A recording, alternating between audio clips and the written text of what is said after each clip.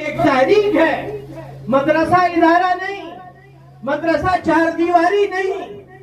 حجت الاسلام مولانا قاسم نانوتوی رحمہ اللہ نے یہ تحریک چلائی ہے۔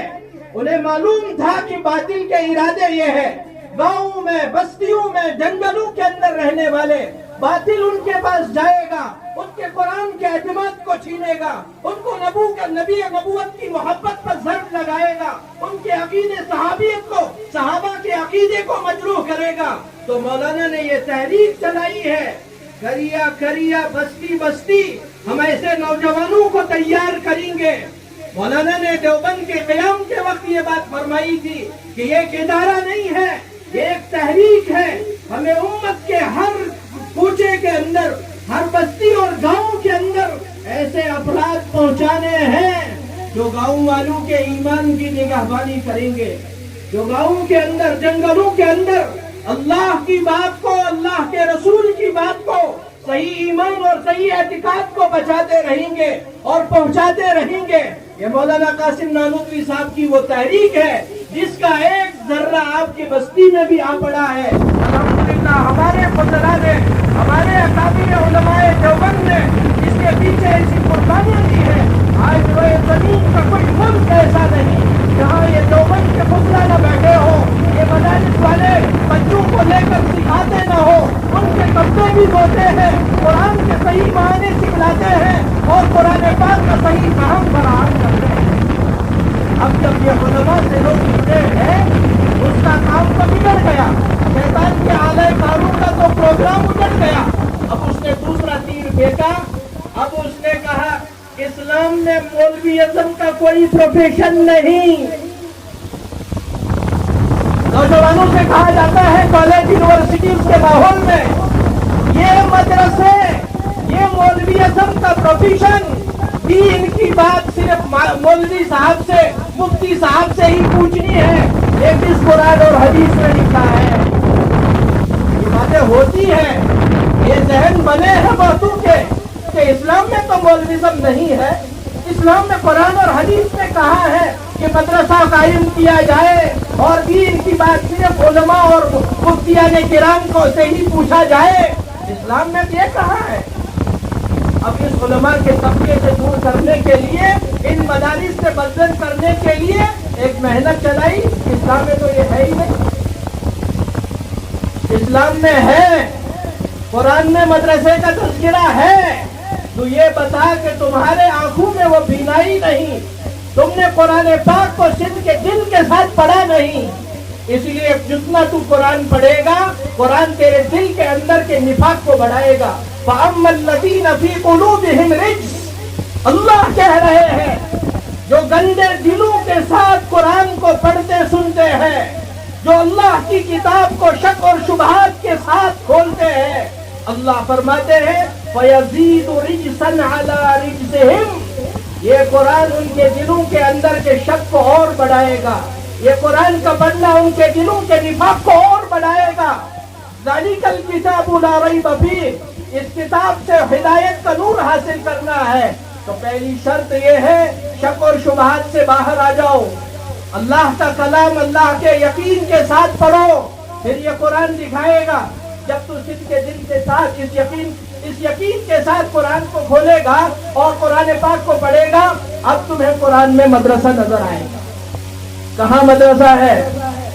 قرآن پاک کی آیت میں میں نے جو آپ کے سامنے تلاوت فرمائی، اللہ فرماتے ہیں اپنے رسول پاک صلی اللہ علیہ وسلم کو مخاطب کر کے وَلَوْلَا نَفَرَ مِن كُلِّ فِرْقَةٍ مِّنْهُمْ طَائِفَةٌ لِيَتَفَقَّهُوا فِي الدِّينِ، یا رسول اللہ صلی اللہ علیہ وسلم، دین کے بہت سارے تقاضے ہیں، آپ سارے صحابہ کو سفر میں نہ بھیجا کریں، آپ سارے صحابہ کو دین کے مختلف میدانوں کے لیے ہی خاص نہ کریں، آپ صحابہ کی ایک جماعت کو اپنے پاس رکھیے اور وہ آپ کے پاس مستقل رہ کر کیا کرے گی؟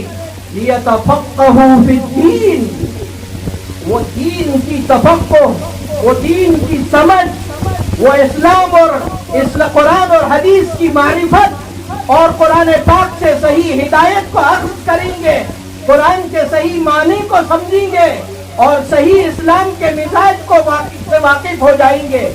یہ طبقہ آپ کے پاس ہمیشہ رہنا چاہیے. جب اللہ نے نبی کو فرمایا اپنے صحابہ میں سے ایک طبقے کو مسلسل اسی کام کے لیے رکھو، یہی تو ہمارے مدارس والے کہہ رہے ہیں. ایک طبقہ مسلسل اسی کام میں ہونا چاہیے، جن کی گود میں صرف قال اللہ اور قال الرسول کی صدائیں ہوں گی، جو صرف اپنی زندگی کو قرآن اور حدیث کے لیے ہی وقف کر رہے ہوں گے. یہی تو مدرسہ ہے، یہی تو قرآن کہہ رہا ہے.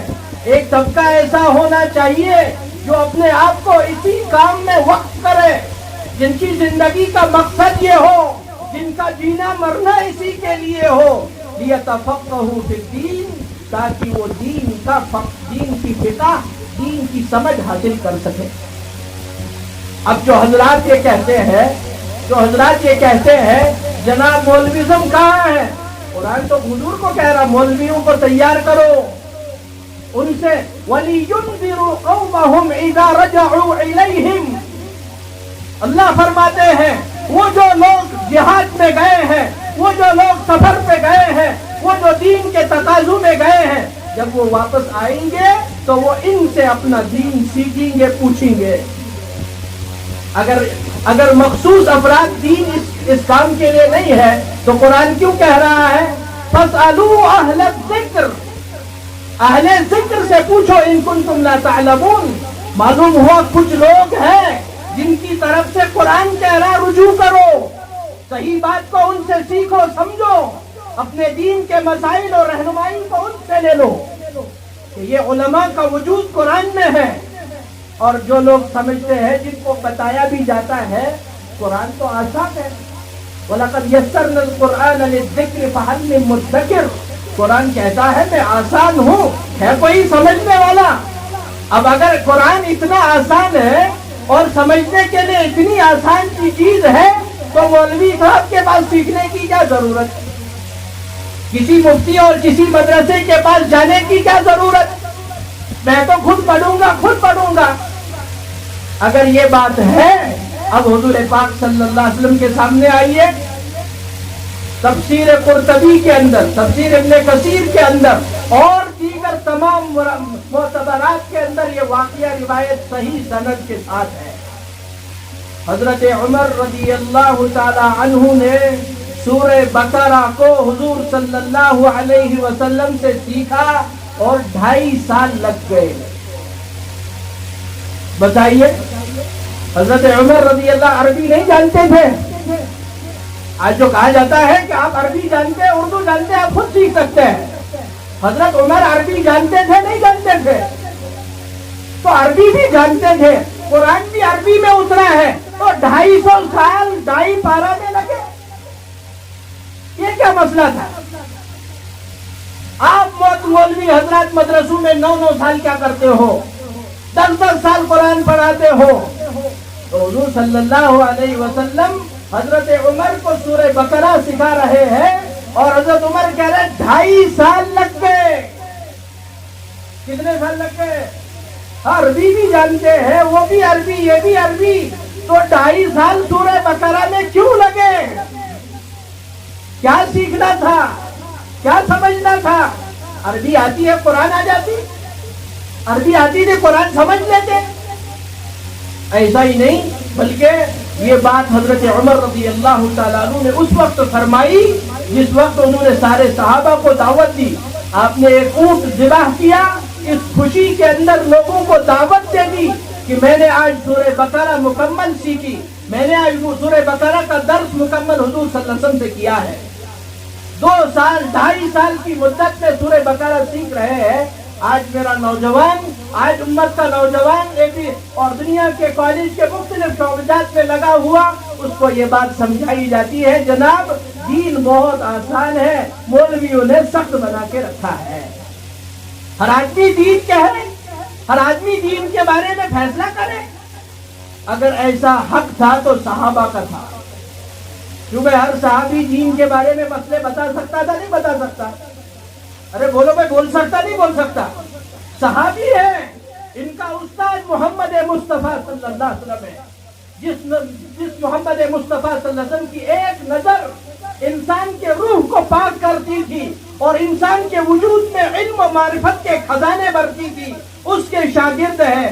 لیکن حضور نے صحابہ کو بھی اجازت نہیں دی تھی، سارے صحابہ کو فتویٰ کی اجازت نہیں.